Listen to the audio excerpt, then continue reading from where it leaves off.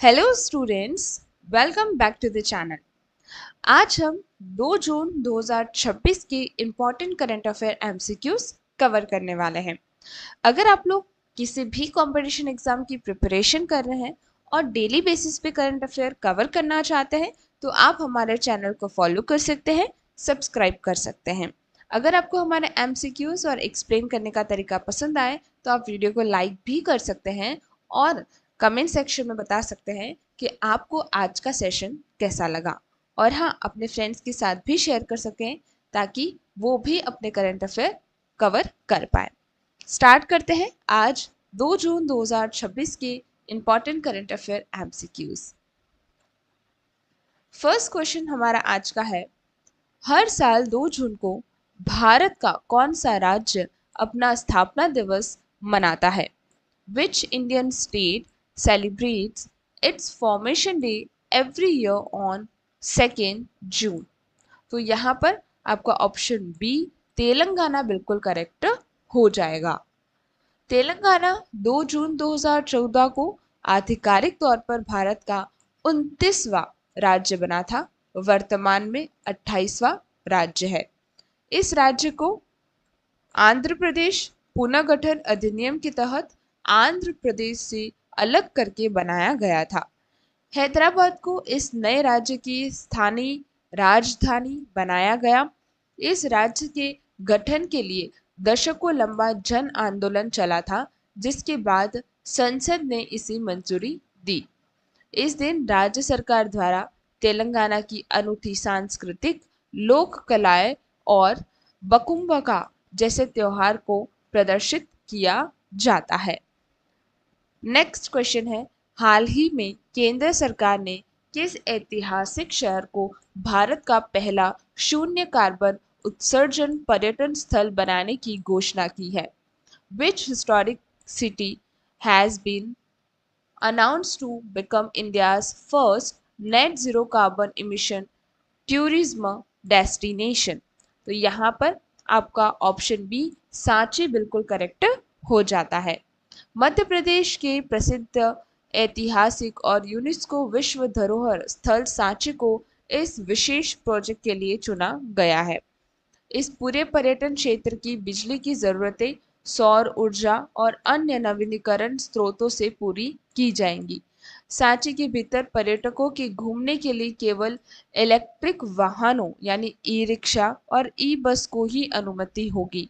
यहाँ कचरे के निपटारे के लिए शून्य अपशिष्ट यानी जीरो वेस्ट प्रणाली लागू की जा रही है। इस कदम का उद्देश्य पर्यावरण को नुकसान पहुंचाए बिना भारत के वातावरण अनुकूल यानी इको फ्रेंडली पर्यटन को बढ़ावा देना है। नेक्स्ट क्वेश्चन है, भारतीय मौसम विभाग आईएमडी की रिपोर्ट के अनुसार इस साल भारत में दक्षिण पश्चिम मानसून ने किस राज्य में सामान्य से पहले दस्तक दी है?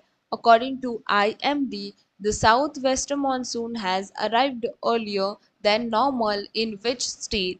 तो यहाँ आपका ऑप्शन बी केरल बिल्कुल करेक्ट हो जाएगा। यानी आईएमडी की रिपोर्ट के अनुसार इस साल भारत में दक्षिण पश्चिमी मानसून ने केरल राज्य में सामान्य से पहले दस्तक दी है। भारत में मुख्य भूमि पर मानसून ने 2 जून तक केरल के तट पर पूरी तरह से प्रवेश कर लिया। इस साल मानसून अपने सामान्य समय से थोड़ा पहले आया है, जिससे देश भर में खेती के लिए अच्छी शुरुआत की उम्मीद है। दक्षिण पश्चिमी मानसून भारत की वार्षिक वर्षा का लगभग 75% हिस्सा लाता है और अर्थव्यवस्था के लिए बहुत जरूरी है। मौसम विभाग उपग्रहों और रडार तकनीक के माध्यम से इसकी आगे की दिशा का लगातार नजर रख रहा है। केरल के बाद अब यह मानसून तेजी से कर्नाटक, तमिलनाडु और भारत के पूर्वोत्तर राज्यों की ओर बढ़ रहा है। नेक्स्ट क्वेश्चन नंबर 4 है, रक्षा अनुसंधान और विकास संगठन डीआरडीओ ने स्वदेशी तकनीक से बनी हेलिना मिसाइल का सफल परीक्षण कहाँ किया है? Where did DRDO successfully test fire the indigenous Helina missile? तो यहाँ आपका option A Pokhran field firing range बिल्कुल करेक्ट होगा। हेलिना एक स्वदेशी टैंक रोधी निर्देशित missile anti tank guided missile है। इसे सेना के उन्नत हल्के हेलीकॉप्टर से दाग कर दुश्मन के नक्की टैंक को पूरी तरह से नष्ट किया गया। यह मिसाइल दागों और भूल जाओ यानी फायर एंड फॉरगेट की आधुनिक तकनीक पर काम करती है।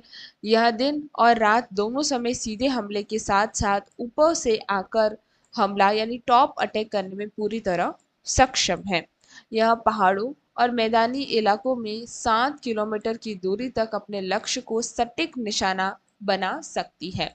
नेक्स्ट क्वेश्चन है, विश्व बैंक वर्ल्ड बैंक द्वारा जारी वैश्विक आर्थिक संभावना रिपोर्ट में वर्ष 2026 के लिए भारत की विकास दर कितने प्रतिशत रहने का अनुमान लगाया गया है?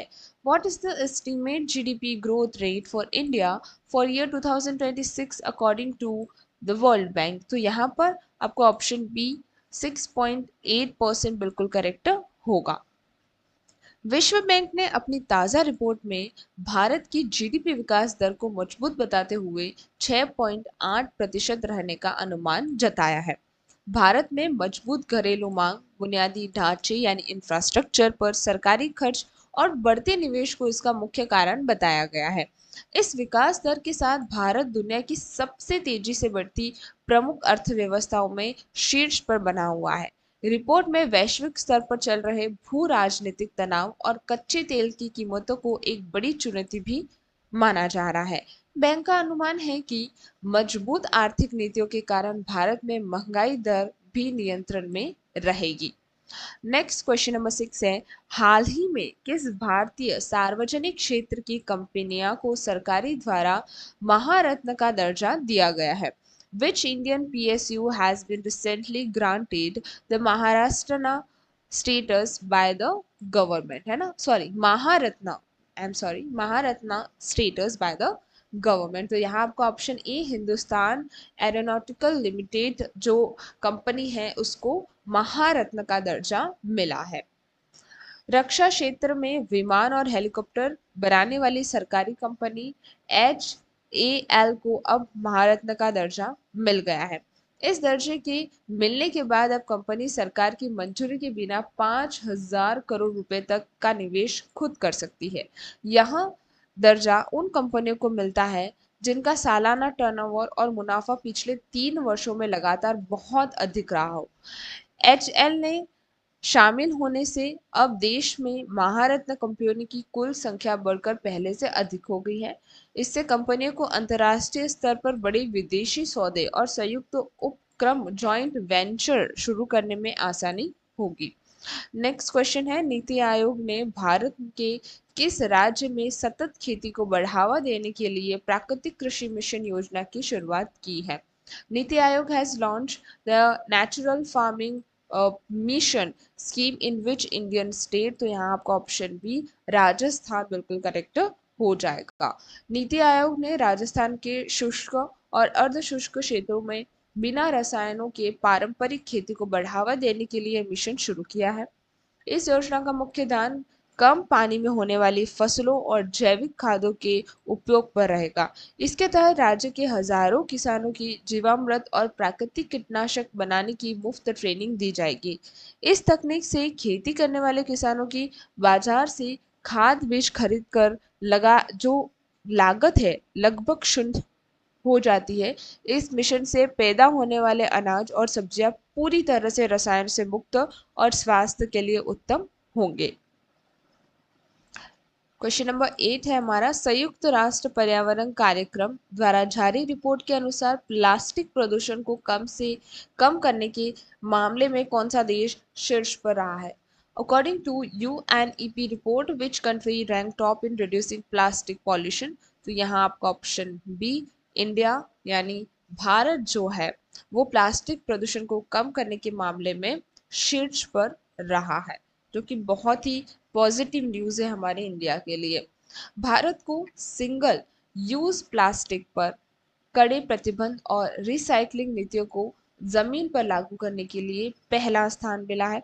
भारत ने अपने कुल प्लास्टिक कचरे के एक बड़े हिस्से को दोबारा इस्तेमाल के योग्य यानी रिसाइकल बनाने में बड़ी सफलता पाई है। देश में प्लास्टिक की जगह जूट, कपड़े के थैलों और बांस से बने उत्पादों के उपयोग में तेजी से बढ़ोतरी हुई है। यूएनपी ने भारत की मिशन लाइफस्टाइल फॉर एनवायरनमेंट के तहत आम लोगों द्वारा चलाई गई सफाई अभियानों की सराहना की है। भारत की इस सफलता को दुनिया के अन्य विकासशील देशों के लिए एक आदर्श मॉडल के रूप में प्रस्तुत किया गया है। नेक्स्ट क्वेश्चन है, हाल ही में किस भारतीय खिलाड़ी ने स्विट्जरलैंड में आयोजित अंतर्राष्ट्रीय एथलीट मीट में स्वर्ण पदक यानी गोल्ड मेडल जीता है? Which Indian athlete has recently von a gold medal in the international athlete meets held in the Switzerland? तो यहाँ पर आपका ऑप्शन ए नीरज चोपड़ा बिल्कुल करेक्ट हो जाएगा। भारत के स्टार भाला फेंक जैवलिन थ्रो खिलाड़ी नीरज चोपड़ा ने शानदार प्रदर्शन करते हुए एक बार फिर स्वर्ण पदक अपने नाम किया है। उन्होंने अपने सर्वश्रेष्ठ प्रयास में 89.45 मीटर की दूरी तक भाला फेंक कर शीर्ष स्थान हासिल किया। इस अंतर्राष्ट्रीय एथलेटिक्स मीट में दुनिया के कई शीर्ष और ओलंपिक पदक विजेता खिलाड़ी ने हिस्सा लिया था। नीरज चोपड़ा की यह जीत आगामी वैश्विक खेल प्रतियोगिता के लिए उनकी बेहतरीन फॉर्म और तैयारी को दर्शाती है। इस जीत के बाद भारतीय खेल प्राधिकरण और खेल मंत्रालय ने उन्हें देश का गौरव बढ़ाने के लिए विशेष बधाई दी। नेक्स्ट क्वेश्चन नंबर 10 है, साइबर सुरक्षा को मजबूत करने के लिए केंद्रीय गृह मंत्रालय ने किस नए विंग और पोर्टल को पूरी तरह सक्रिय किया है? Which new wing or portal has been fully activated by the Home Minister to strengthen cyber security? तो option B 4C alert wing बिल्कुल करेक्ट हो जाएगा। I4C alert wing. भारतीय साइबर अपराध समन्वय केंद्र I4C के तहत इस नए विशेष विंग को पूरी तरह चालू कर दिया गया है। इसका मुख्य काम देश में होने वाले बड़े साइबर हमलों, ऑनलाइन वित्तीय धोखाधड़ी और डेटा चोरी की तुरंत पहचान करना है। यह विंग सभी बैंकों, वित्तीय संस्थानों और आम जनता को नए प्रकार के वायरस और साइबर स्कैम के बारे में एडवांस अलर्ट जारी करेगा। यह राज्यों की पुलिस और केंद्रीय जांच एजेंसी के साथ मिलकर साइबर अपराधियों को पकड़ने में मदद करेगा।